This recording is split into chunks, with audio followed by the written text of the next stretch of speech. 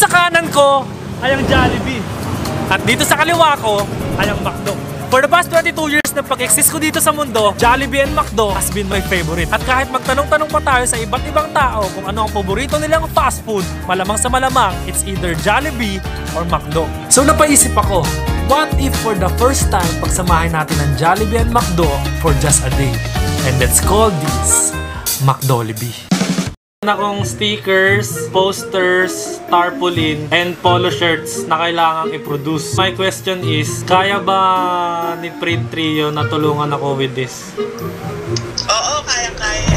We have now the two most important things na kailangan. Kaya ngayon, it's time para mag-design.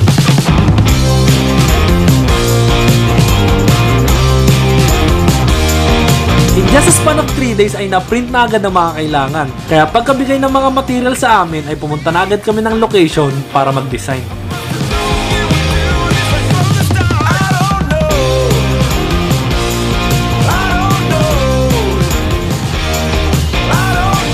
So all of that poster ay hindi magiging imposible kung hindi natin kasama ang Print Trio. Yan! PM nyo lang guys sa description ang Print Trio.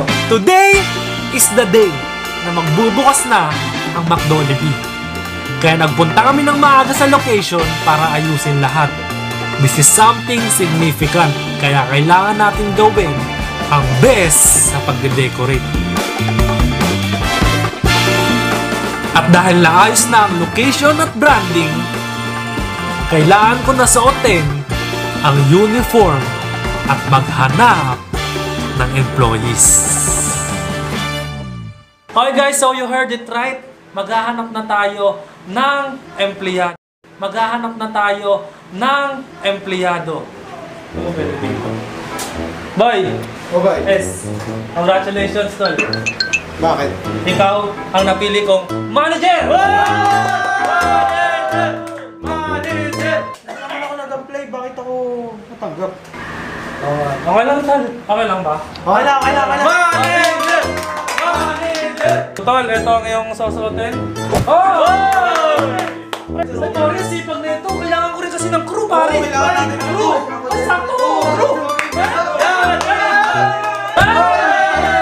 Okay guys, so ngayon meron na tayong manager, meron na tayong crew. At ang mga bagay na nakompleto na natin, meron na tayong location.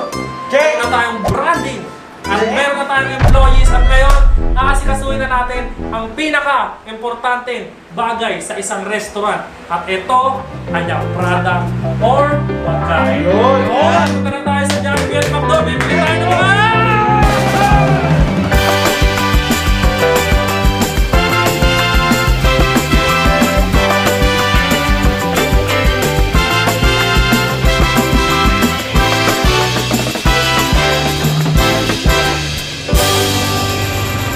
Okay guys, so nakabili na tayo ng mga produkto na kailangan natin. Meron na tayong product ng Jollibee, meron tayo ng product ng McDo. And Pilipino.